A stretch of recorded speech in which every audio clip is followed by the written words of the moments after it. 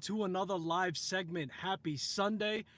The topic of discussion for today is going to be about pilot watches, Flieger watches. I'm seeing a little bit of a trend that's going on out there, and I feel like that would be a perfect time for us to discuss pilot watches in this segment. And I actually have watches in my own collection that are pilot watches, Flieger watches. We just did a collaboration with Jack Mason. We're still in progress for that. The video is complete. It is coming out in 2 weeks' time. You guys saw the unboxing that I did for it. And it came at the perfect time because I feel like there is a topic discussion of Flieger watches at this point. We're seeing releases coming out that are on it, and one of which actually I should have put in my handy dandy assistant. We're also, now that I'm thinking about it, I'm glad I remember, but we're all going to talk about another watch as well. And I have two watches on wrist. I'm going to show you guys those watches for sure, but I want to walk you guys through my collection of pilot watches that I've acquired. This video is brought to you by Jack Mason, Noctua watches, and by Nodus, the collaboration between Watch Crunch and Nodus. They are the sponsors without knowing that they're the sponsors because they don't know that I'm doing this live. But it's something that I like to do. When the channel does get a gift, whether I get to keep the watch, in this case on one of the watches I'm borrowing it, but I like to give back by showcasing the watches that they give to me. And I don't just create a review video and move on. I like to incorporate it with these live segments and talk to you guys and see what you guys think about the topic at hand and the watches that were gifted to the channel. And that also is a pleasant thing for the actual companies themselves to get a little bit more recognition, a little bit more screen time for my channel, right? So let's go through what my collection has looked like with the Flieger watches. And I think that, okay, so last year we had the Gata watches, right? We saw a lot of phenomenal, everyday, sports kind of themed Gata watch. Jack Mason actually came out with a fantastic one. The Canton is a very high renowned watch, I think, in the specifications that they put on it. I believe that was the first time we saw a Swiss movement in Jack Mason. I'm not sure if the Elm had that as well, but we are seeing them play around with Swiss movements at this point, which is nice to see the brand elevate. I always like them. I always like to see them dabble in different things and see the evolution of the brand. And I get excited about those things, especially when it comes to independent brands and micro brands as it is. And that's going to be the topic of discussion. But the first watch in my collection that was like a pilot style watch, it was more like that Flieger type of look, was this Citizen watch, right? This is a solar powered Citizen watch.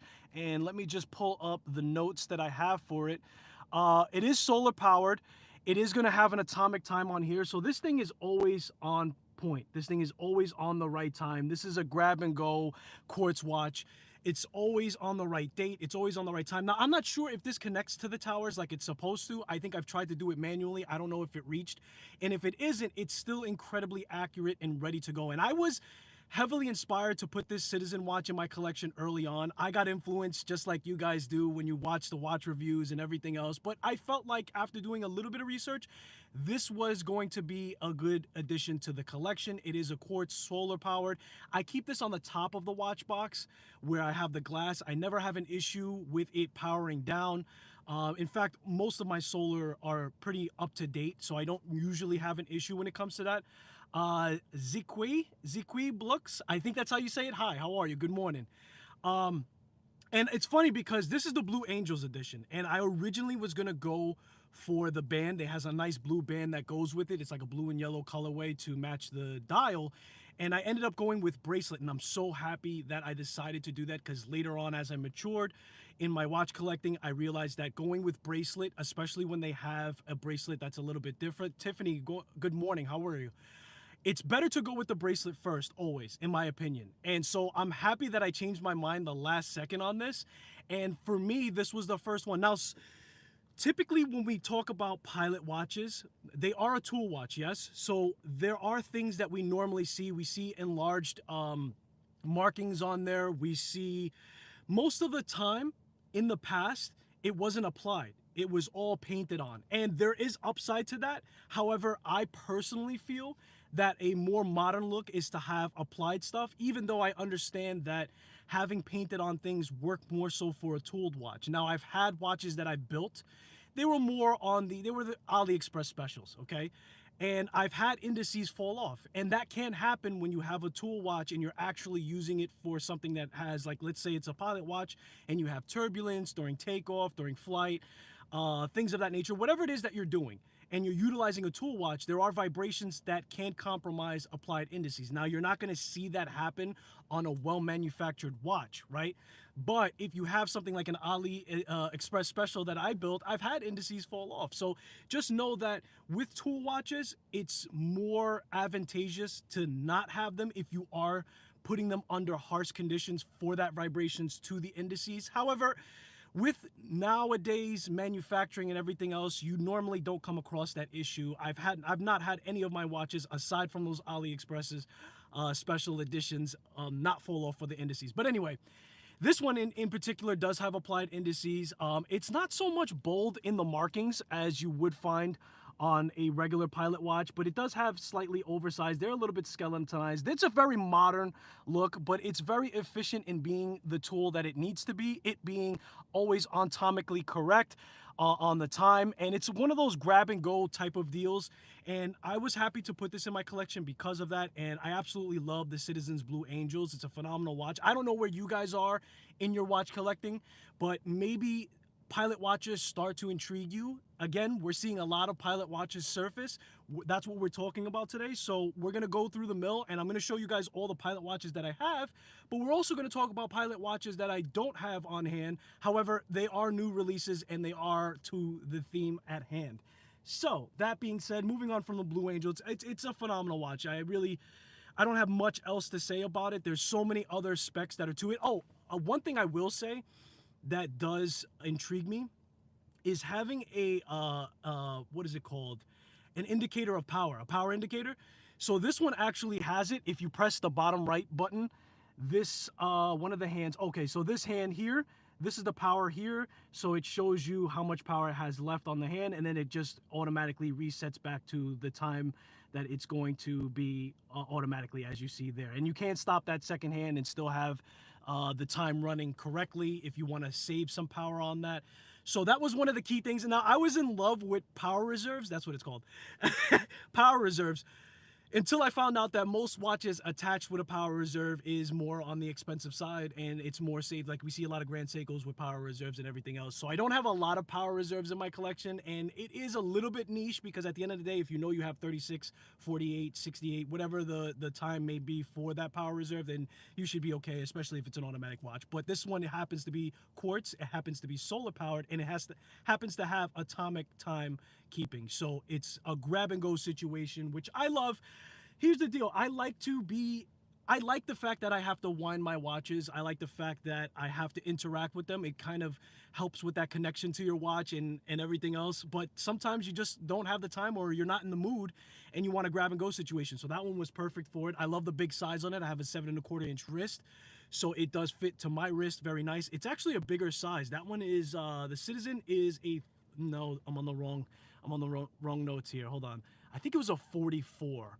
Which, look, that is also typical to see. You see at least a 40 millimeter on a pilot watch, and it's a lot of dial, right? Because at the end of the day, you want that watch to be incredibly easy to read when you're in that particular scenario, if you're flying a plane especially.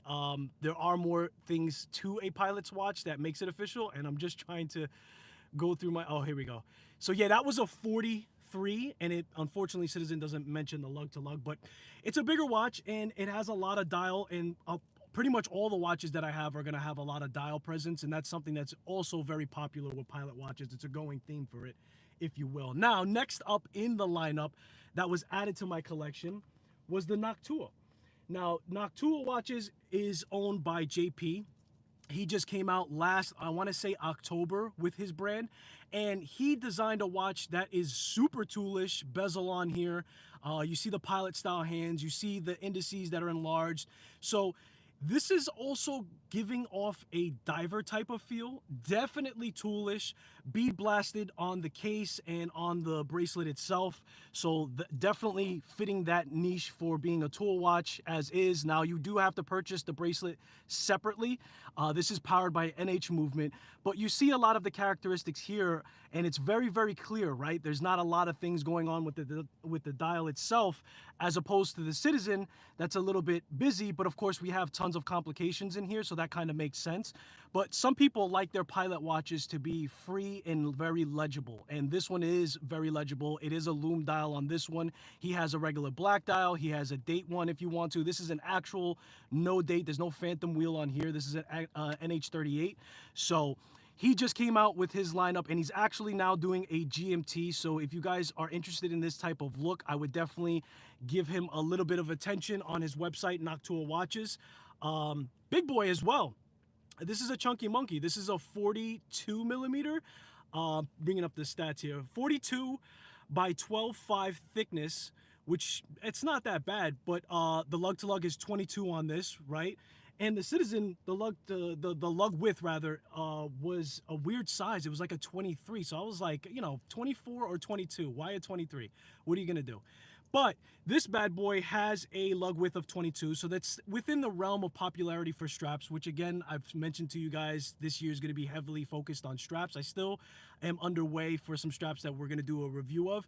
But this is another way that you can go with it, and this time we have an exterior bezel rotation on this. Super toolish, Noctua watches, fantastic watch. The whole dial on this is loomed. So what I like and what is different about this is instead of indices being loomed and the actual hands being loomed, which I like the fact that he didn't go the route, because whenever I see indices that are black and they're loomed, they tend to not glow bright and they tend to not last. Now, in vice versa, he's done the loom entirely for this dial, and then he kind of uses the hands as negative space. And another thing I want to call out, if you guys are looking at the watch, I ended up putting this second hand in. He sent me a bunch of parts to the watch because he was going through different iterations. I decided to put the orange colorway on that second hand so it could have like that kind of focal point. I like a little splash of color in there just to draw the eye, and it's absolutely beautiful. But normally I believe this is a black second hand. It's either black or white. You guys got to check for me. But still, again, it has that pilot style inspiration, and this one has painted on indices, painted on logos. So going back to that theme of actually being a tool watch and not worrying about those indices falling off, this one fits that category for that in particular. So greetings, Michael. Greetings. How are you? How are you, sir?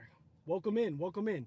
So that was the second watch that was a pilot style theme in my collection. And I'll be honest with you guys, my collection's gotten to the point where I kind of not forgotten. I knew the Noctua and I knew the Citizen was in there, but before I did this episode, I was trying to rack my mind around what watches in particular. So he had to shuffle through it and figure out which watches would apply to this live.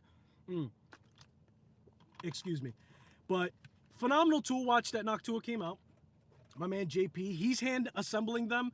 They are made in small batches as of right now. He currently, I think, already released a GMT watch as well. So check it out if you guys are interested. So the third watch on the agenda is the next watch that was in my collection as a pilot watch. And this one's a really special one as well. I have it on wrist. I'll take it off so I can give you guys a clear shot of it. Let's flip the camera around. So this is the Nodus X Watch Crunch collaboration, right? And over here we can clearly see that this is more of a pilot style watch. Everything is enlarged for the indices. The hands are nice, big, and bold.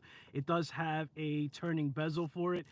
Very, very super snappy, very, very loud. And you feel the vibrations on this bezel when you're turning it around, more so than you would feel normally, right? The tolerance on it is perfect. It really doesn't even have to settle backwards. Once it clicks into position, it's there. And that has actually a design in it. Nodus is known for doing designs within their watches that they're really working on, right? The things to elevate the watch. And that has a double ball bearing in it. It has ability to last longer.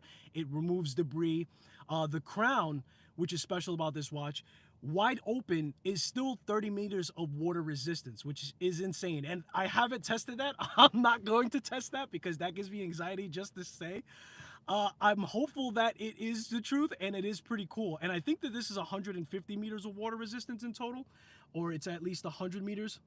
But a phenomenal watch, and they just came out with this as a collaboration, like I said, with Watch Crunch, and they have a Sector 2 lineup that they redid as well, and they revamped, and I love the revamps and everything else. The bracelet is fantastic on here. They have their proprietary clasp that you just press the button, and that's key, right? Like on the bracelets itself, having this diver extension, it's on this way, having the diver extension on here is really, really important. I'm really on a bracelet kick this year. I am going to be looking at some more straps to add to my collection, but I do like to have a factory set on my watches for bracelets, and I didn't have that option for the Citizen. At least I don't think that I did. Now there are tooled adjustments. It's only 2, and they're pretty much like half links, so it should work for your wrist anyway.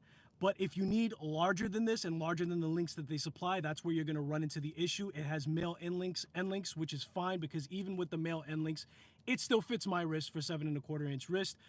It would have been nice to have female end links, especially of a watch of this size, but it is what it is. And there's no quick adjustment, like I said, for this, but there are micro tooled adjustments that we can do here. So I'm really happy that I decided, regardless, to go for bracelet on that. And just kicking it back to the Noctua watch, he also has tooled adjustment on the clasp, which is 3 points of tool adjustment, which is more than enough, or at least it should be more than enough, unless you have an extremely large wrist.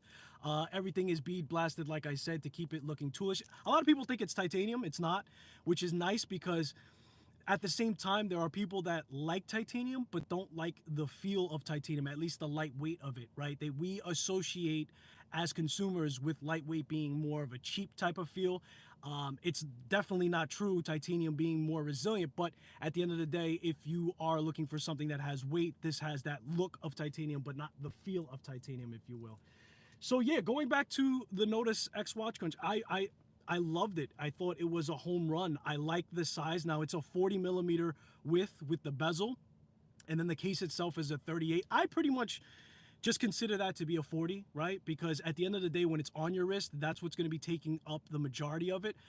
So that's just how I like to do it. Now, there's a lot of depth in this dial, right? As opposed to what you saw before. It's hard to see on camera. I will be having a release of a deep dive review where you guys can see some close-up shots of this watch coming out next week on Saturday.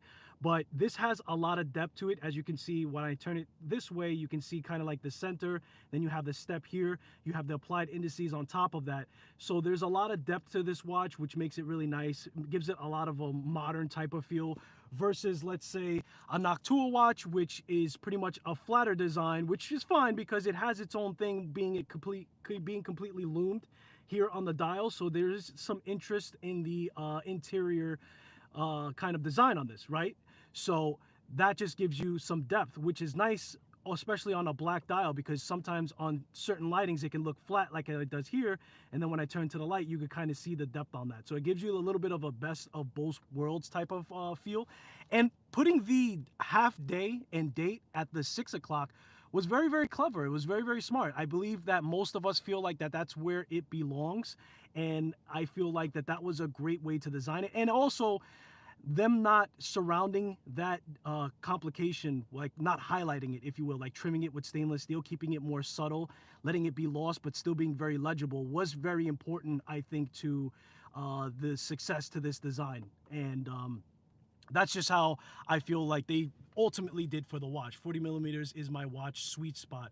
That's good, because there's a lot of watches that are within that size, or at least close to that realm, and then you can get a certain feel that a watch is larger, right? I know a lot of people, some people get a little upset about saying that it wears like, right? Because a lot of people are like, what do you mean it wears like? Well, I think that the design in a watch can affect how it feels on wrist. Now, you're never going to have a scenario where you're putting a 55 millimeter watch and the designs makes it wear smaller, right? That watch is going to be bigger, period. But I think when we're talking about somewhere between a 38 to a 40, depending on how it's been designed and how all of the stuff is compact and arranged in the dial, if you will, how much of the dial surface is taking up the watch, that can play with that type of feel on it feeling larger or smaller. I'm also close, Michael, to a 40 millimeter in what I feel to be. I'm like kind of both. I like something robust on my wrist sometimes, and that's like a 42. And I can pull off anywhere between a 42 to, I would say, like a 38 would be like pushing it for me. But it also matters the lug to lug. It also matters if it has male end links. There are other factors to that dimension that will change or kind of change things in that kind of aspect, right? Because if I have a 42, but it has a crazy lug to lug with male end links, I may not feel that way. Now, I can say that a 38 or 39 gives me kind of like the new age vintage classic type of feel. Stay with me, if you will. Because our grandfathers wore smaller watches. They were like 36 or 35 or something like that, right? They were much smaller. But I feel like now, especially with my wrist being 7.25 inch wrist, that's too small, and it's harder for me to appreciate, especially with the glasses, the actual details of the watch. So I do like a 38 to 40. And then I have my days where I like to mess around with something a little bit more robust and having some presence on the wrist, if you will, so long as that watch is not too heavy on the wrist as well. So I don't feel like the watch on the Noctua is too heavy. In fact, I don't think that any of these watches that I'm showing you guys is too heavy. And I found that my sweet spot, what made me realize the sweet spot was two watches.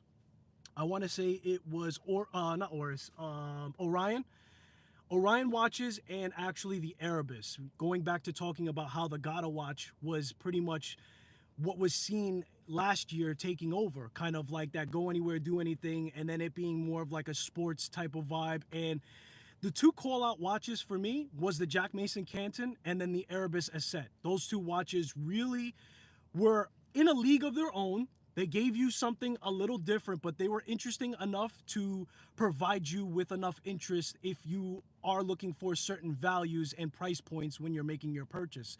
I got hands-on. I didn't get hands-on with the Canton, unfortunately, but I did watch a lot of information on it, and I did look at a lot of reviews and videos.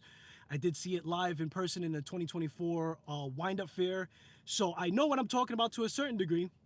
Unfortunately, I didn't get like a week on the wrist or 2 weeks on the wrist, but I can say that it was done phenomenally. The finishing, the movement inside of it, there was a lot to that watch, and I feel like Jack Mason is propelling and looking to raise the bar for the watches for these U.S. assembled type of thing, constantly regulating their watches.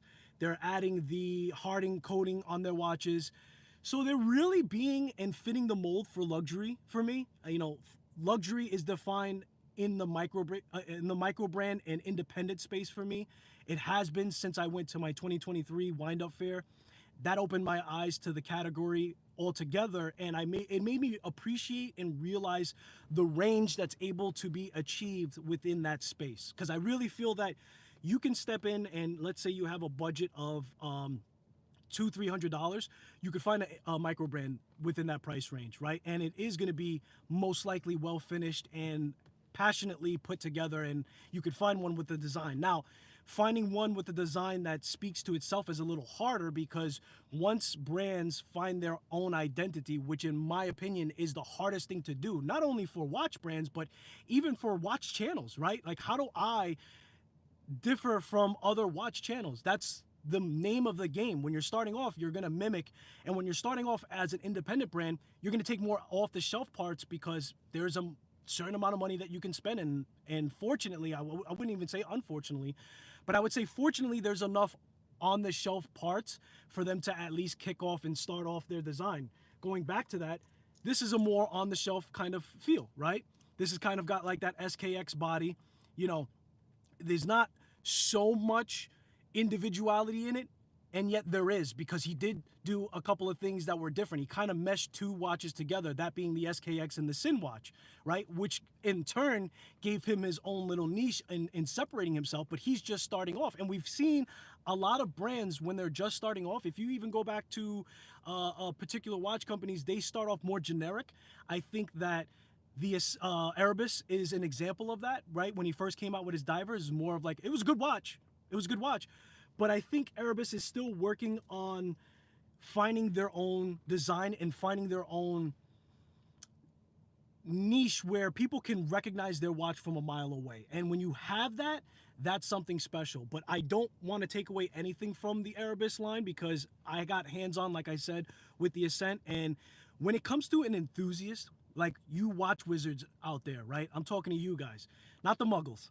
Or even not someone who, because you could collect watches, right? But you're still not an enthusiast. I think that's fair. I think you could have 6 to 10, maybe even 20 watches, but you're not really a watch enthusiast. You're not knowing about the watches in depth and doing tons of research. Maybe you're putting in watches in your collection for different reasons. And that's cool. That's okay. I'm not throwing any shade. I'm just saying that an enthusiast is at a different level. You can have an enthusiast that has 2 watches, but knows more about watches than the person with 20 to 50 watches. That's very true. So when it comes to checking off boxes for enthusiasts, that's also very important for micro brands to do and independent brands. And Erebus, Jody being a watch reviewer, we had very high expectations for him to scratch the itch and check off the boxes for specifications that we all know, because a lot of the times when reviewers do reviews, they're doing what the improvements could be. So design language is very difficult, not only for your imagination, but also for the actual cost to go and have things manufactured, tailored fit to what you're trying to achieve as a name. That's all I'm trying to say. Took the long way home. 33 and 34 or smaller. Wow, okay. See, that's what I love about this hobby, man. You like 33 millimeters or 34 or smaller. And listen, that can make a heck of a lot of sense because we all have different wrist sizes. We all have different likes, right? So it's not to say that a smaller wrist size should like smaller watches, right? If a person who has a smaller wrist likes a bigger watch, that's cool. It's for your wrist. It's for you. You should love it. So it doesn't matter how it's actually fitting on for you, but there you go. 30, I said, what did I say? 38 to 42 is where I feel, and that's a large range, I know, but you also get a lot of different other elements within that dimension range. You get the thickness, you get the lug to lug. There's more to go into it just than the diameter, because the diameter for me could be really wide. I could pull it off, but if that lug to lug is, now there's one thing that personally, I don't think that you should have lugs falling off your wrist, like going past your wrist. If you like that design, more power to you, no shade. But for me, it's kind of like wearing sneakers that are too big for my feet. Like that's one thing that will turn me off. But as far as the diameter, the width on your wrist, I'm cool, man. I'm 6'4". I have a long wrist, so you know I got a lot of space that I could fill up. So long as it's still compact, and I'm no stranger to having a 13 millimeter, 14 millimeter. It all depends on how that stuff is worked into the watch, right? It's easy just to lay things on paper and to say, hey, this is the perfect dimension. But once you factor in all the things that I mentioned prior, that's not the case, right? That's not going to fit for everybody, and that's not what anybody's going to like. I really like 39 millimeter. So there you go. You have a range of 33 to 39 then. Years ago, I was gifted a Seiko watch, 37 millimeter. It looks like a toy on me. I still have it, but I don't wear it often.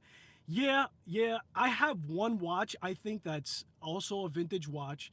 It's around that size. It's around, maybe even smaller. It may be like a 35 millimeter, but it's gorgeous. And I still like to have diversity in my collection, although if most of my watches were at that size, I just wouldn't wear my watches that often. And I'm just realizing my camera's a little crooked. And now you guys see the mic. So, you know, that's the fun of it. I like to have such a range, not only in design language, not only in specifications, even though as I progress, I have a certain level of specifications that I do prefer. But I do like a large range, man, because sometimes you just feel like, you may one day, Michael, feel like, you know what, man, I'm putting that Seiko watch on. I'm going to a fancy dinner. I want something a little bit more reserved. I want something a little bit small. Or it just might be a regular day, and you might say, you know what, I'm in the mood, and now you have one. So I would implore you, if that's the only watch in your collection, to maybe keep it just to see how you feel. If it's been years and you're not putting it on wrist, then that's another story. It's also, I think, important as an enthusiast and a watch wizard like you guys, for us to keep track of how many times we're putting on a watch per wrist. A lot of people do it different ways. A lot of people do an Excel sheet. They have a journal that they write down. I like technology, so I cater to keeping track of my watches using Watch Crunch. They actually put a feature on there where you, for your daily wrist, you can take a picture and then you can log whatever you put on your wrist. And that has been super helpful because it also gives you a diagram of feedback and information of how much you're putting something on the wrist, so you can kind of gauge whether or not you're ready to truly move on, and or if it's time for you to rotate that watch on wrist. I don't know how we got here. I'm currently wearing my Orient Bambino Generation 4, the Bambino, baby. That's a staple. I want to say that I have a Bambino as well. I think it was the version 2 that I got, and it was the more popular one was, ooh, trying to remember now. There was a more popular design. I decided to go against the grain. I wanted something that people, I think it had blued hands on it. I ended up going with the platinum rose indices. But you can't go wrong with Bambino, man. Orient in general is a little underrated, I think. I think for what they do, a lot of in-house movements. Now, they're under the Epson Corporation, of course, so they're within the Seiko kind of umbrella, but they are operated pretty much independently, and they've made their mark tremendously, not only with the Mako, but also with that Bambino.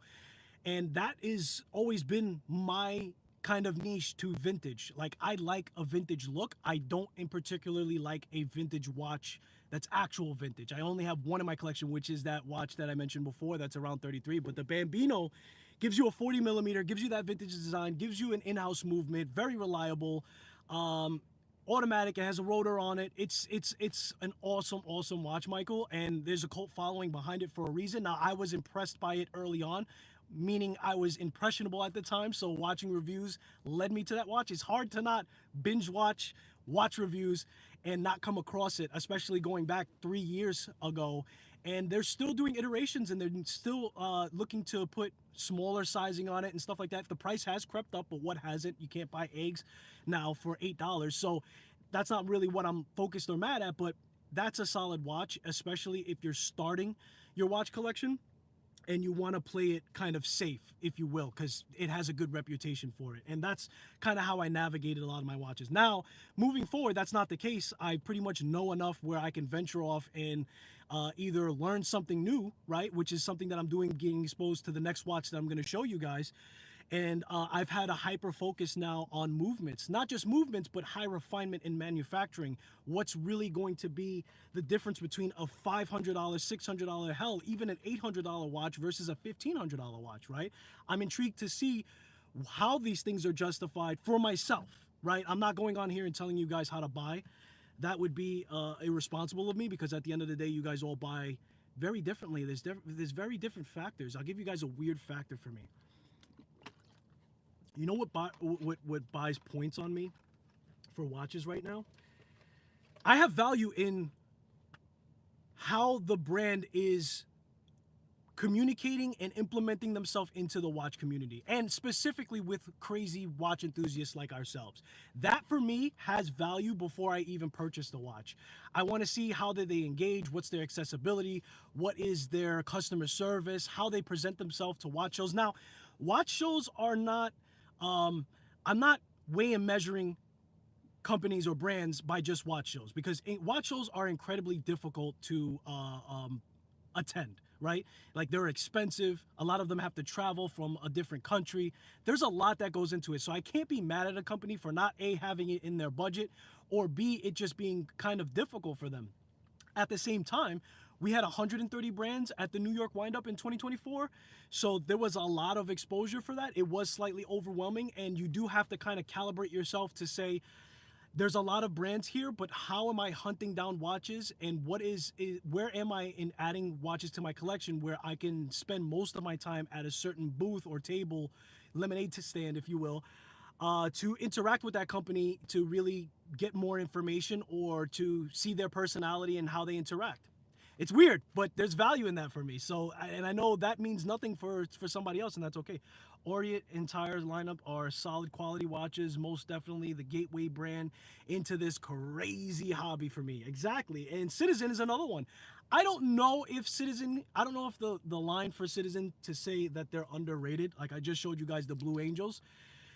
I think that they should be talked about more. I feel like Seiko gets a lot of limelight, and you know, at the end of the day, Citizen is providing, goes tit for tat. And as a matter of fact, the Miyota movement in watches, I think, are more respected than a Seiko movement at this point.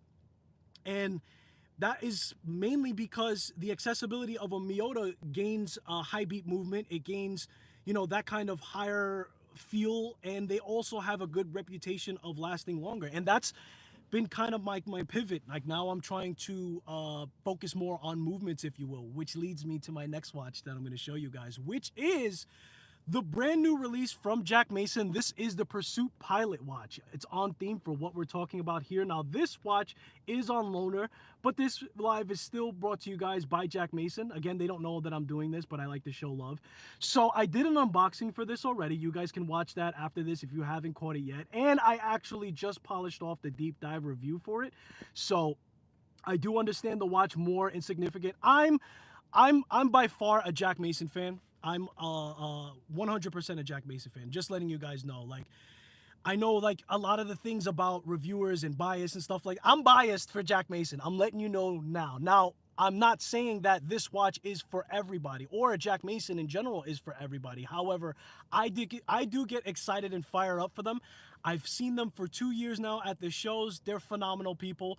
I have a great relationship with Peter, which what led me to reaching out to him and seeing if he was cooking something up, and it was just perfect timing, man. They were about to release a 10-year anniversary watch, and what they decided to do was go to the archives and take a watch that they came out with 10 years ago, 2015, and reissue it, redesign it. Of course, now they are flexing a little bit because they have more access to better manufacturing, better parts.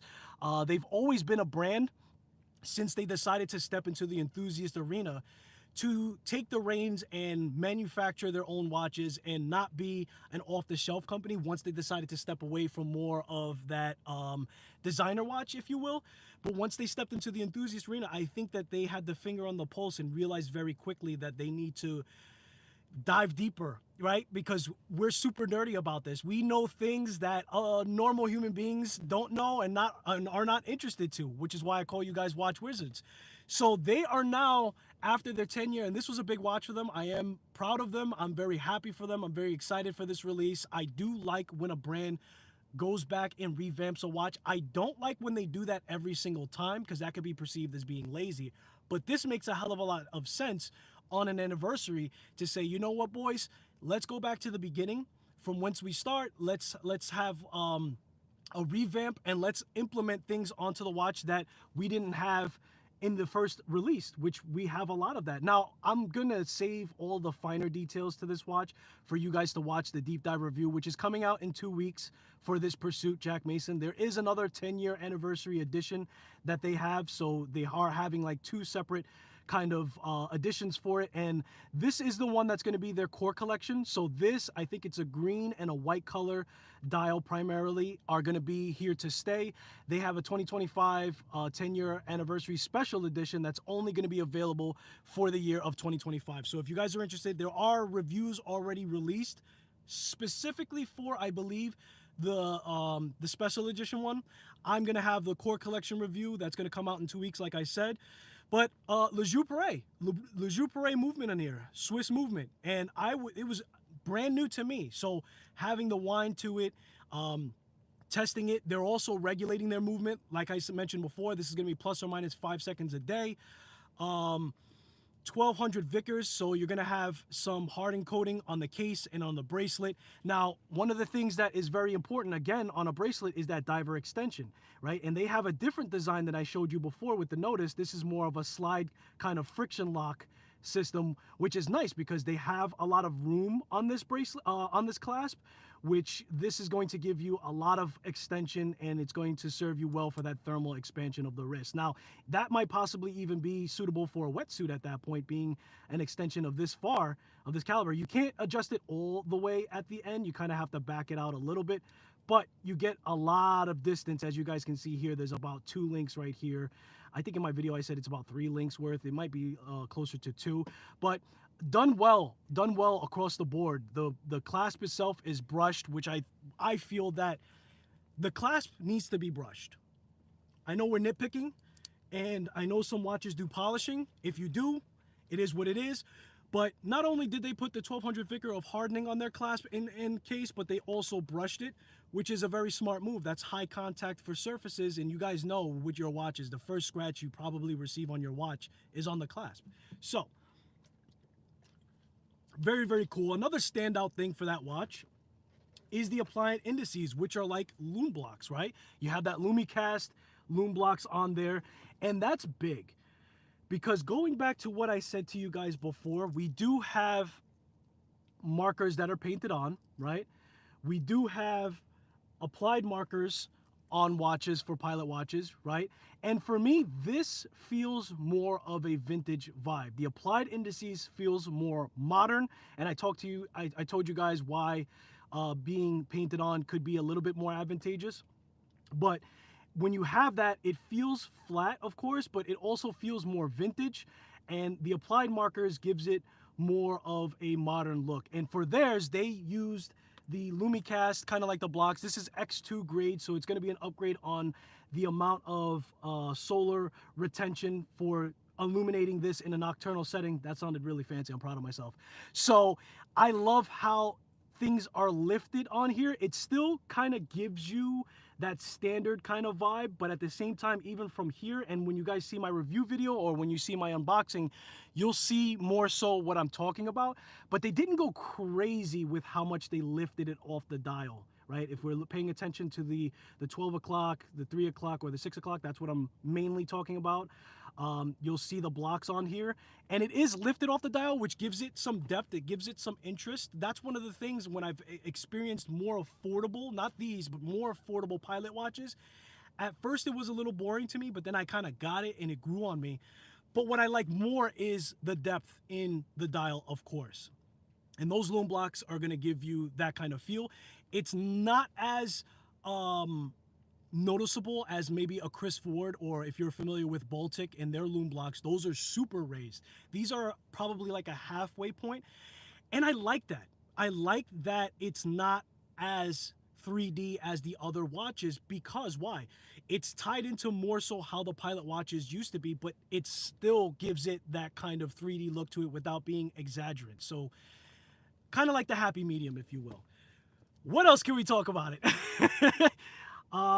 The other stuff, you guys are really going to have to watch the review because it's hard for me to get it on camera. They did a phenomenal job with the bezel. So this bezel has a brush polished, and then it sloped underneath, attaching to the case. And it's actually, is it brushed on there? Yeah, it's brushed underneath. So it's kind of like a polished sandwich. And then on the case back, you can't really tell, but on the side of the case back, it's polished with more of a bead blast kind of background, which they do more so for their crown, their applied indice. They do very well with having that kind of visibility for the logo for itself with that kind of polished and bead blast background. It's very legible, even though it's really small. Yo, Ben 10 is in the building. Sorry, brother. You're probably like, yo, why is he not answering? What's going on, Ben 10? I'm wearing my Cartier. Man, I can't talk to you. You too fancy. Yo, and was it Cartier? I was just watching Tyrese's video. He had a very good video, man. He does a lot of homework and talks about the history on watches. I was very impressed with his last release. I think it came out today. And I think he mentioned, and I may be wrong on this, but I think that Cartier was the first pilot watch, since we're talking about pilot watches. And I just learned that this morning from watching his videos. So learning professional. But that was interesting for me to learn, because if I had to guess, I would not have thought that that was the first pilot's watch officially put out there. So that was very interesting. And congratulations on that Cartier Ronde quartz with a new battery. So I'm on time today. Does that watch have a battery indicator for when it gets low? I would imagine that a watch of that caliber has some kind of way of letting you know that the battery is getting lower. But yes, very important in quartz watches, which is why, for me, on my Blue Angels that I showed first, it was important to get that solar so I don't have to worry about it. The only, is it really like a bad thing for it to be solar? Because at the end of the day, you can't service that yourself. That's the only trade-off. But at the same time, can you really service a quartz movement yourself anyway? You probably have to do a movement swap. And if you are a little used to doing services yourself, like swapping out movements. Like for me, I have a whole bunch of NH movements, which I love because my service, and I want to talk about that because I often said on here that having the NH movement gives you the ability to service the watch yourself if you're into that type of thing. If you're into watch modding, you're eventually going to get into taking out the movement and you're going to tinker. The service, and again, Seiko service, we're talking about 15, 20 years, maybe the way that I rotate them. A lot of the watches get used maybe once a month, once every 2 months, so they're not getting beat up, or at least the movement is not receiving a lot to it, and they're stored properly. So my point is this: when it comes time for a service, I could just swap that out for a very inexpensive movement, and we could bet our bottom dollar that even an NH35, even if it's replaced, it's going to be plentiful. It's going to be still out there, in the market for me to get my hands on. So, but I did come across a conversation.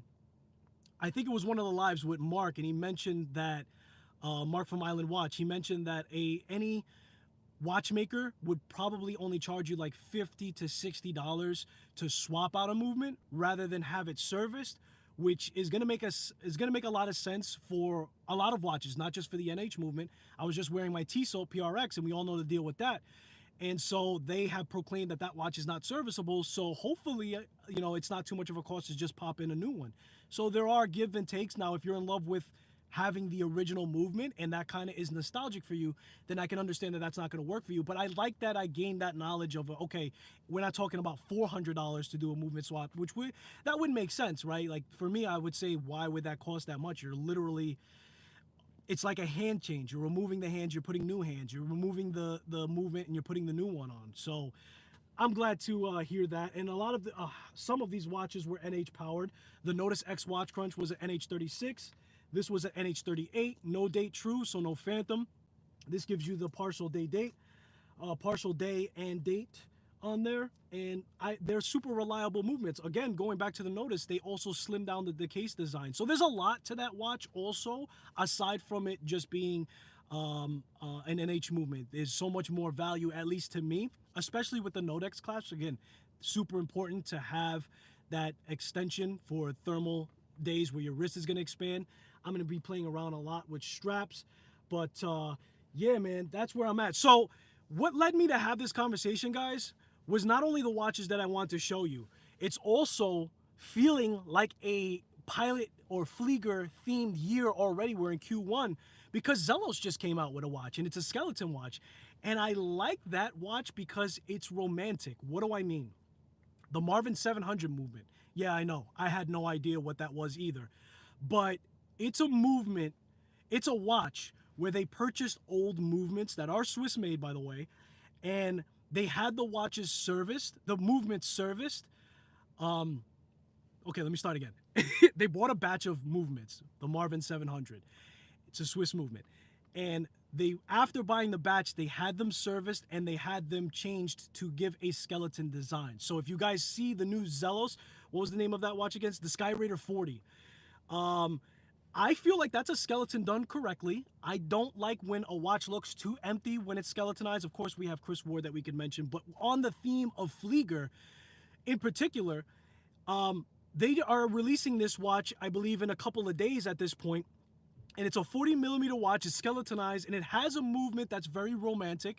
And I think that they did it very, very nice. It's still very legible, and that's another thing with skeletonized watches that I worry about. And especially, it's crazy to do it on a Flieger watch, yeah? Because a Flieger watch is designed for you to be able to read it off very quickly and it to be very legible. So it's almost counterproductive to skeletonize it, but the way that Zelos did it, of course, they did it proper.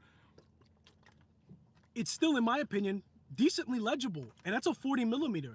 So that I for sure foresee them selling out very quickly, and that is more on the higher echelons. It's closer to, let's say, the Jack Mason when we talk about the actual price for it.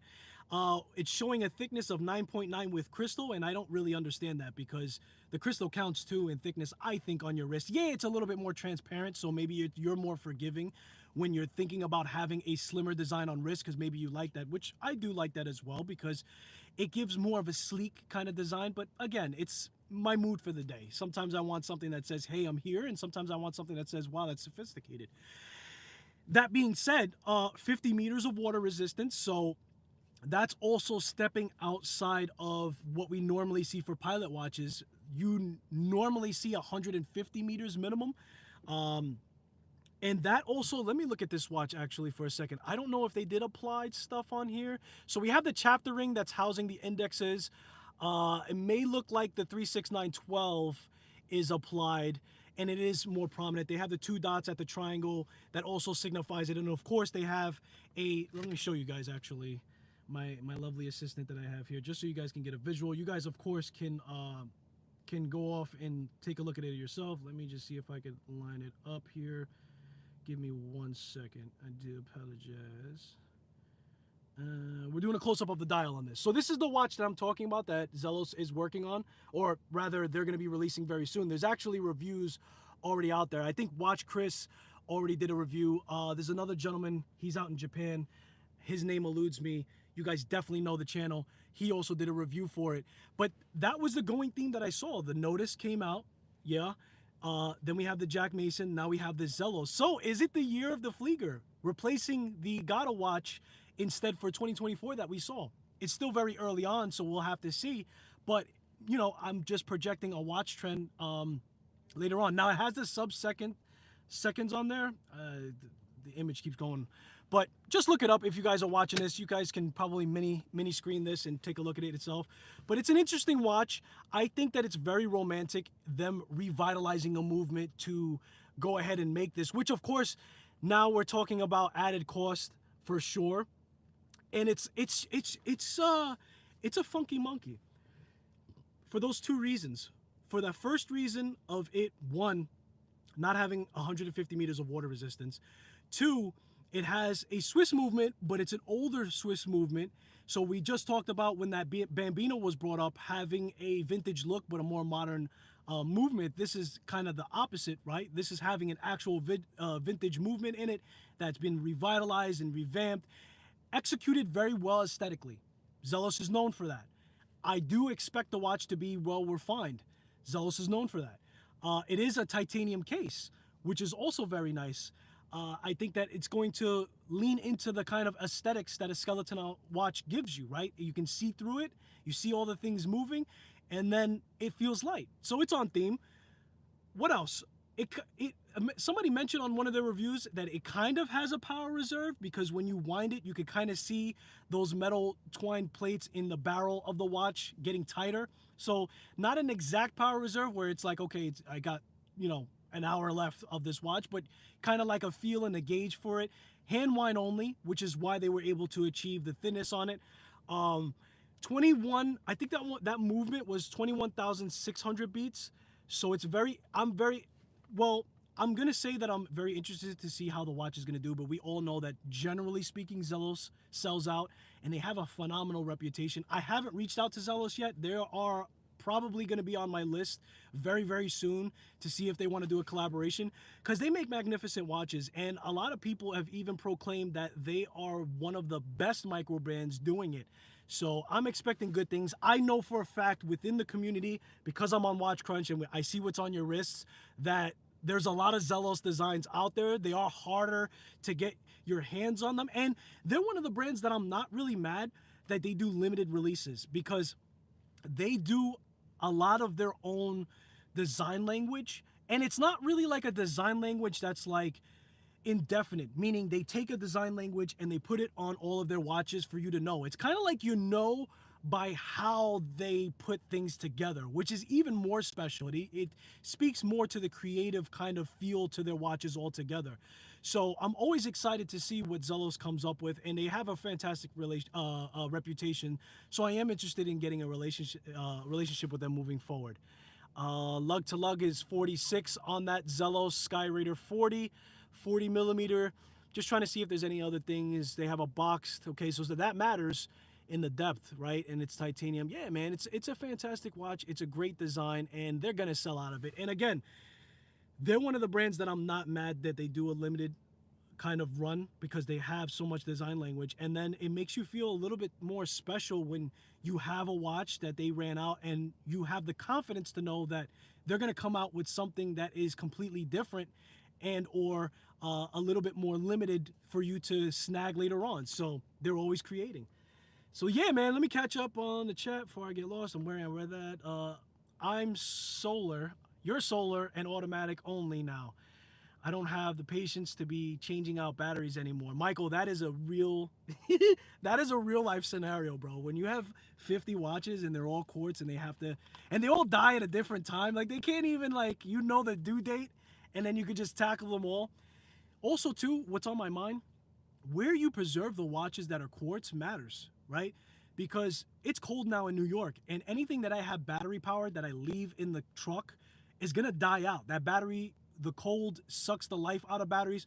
So that matters also where you store your watches. Hopefully you have it somewhere where it's not colder, and or for the majority, like if you have them in your bedroom, but you leave the heater off in your bedroom for the most of the day and only heat it up when you go to bed, it may be a smarter choice to leave it in the living room where you are more active. Probably keep it away from the kitchen because you're gonna have water vapor and stuff like that on a day-to-day. But if you keep your watch case in the living room, I don't know how we got to this. If you keep your watch case in the living room where it's more warm and you have a lot of quartz watches, then the battery is gonna last longer. Food for thought. But yes, but there's also the romantic side of mechanical movements, and you mentioned solar, so that does its own thing so long as the watch case that you keep with it has that glass top. And that's something that I do. I have 3 watch cases, but on the watches that are solar powered for me, my Seiko Arni, the what's that watch, the watch that looks like a man, Casio, the Casio, you know what I'm talking about, the Casio. No, I keep saying Duro. It's a quartz watch and it's solar powered, and it's the Casio. That's also solar powered. Then you have that Citizen watch. So they all kind of sit on top, and then I kind of angle them so they're not sitting with the watch face facing straight up. They're kind of sitting to where they're propped up where the light source is, just to help them out a little bit more.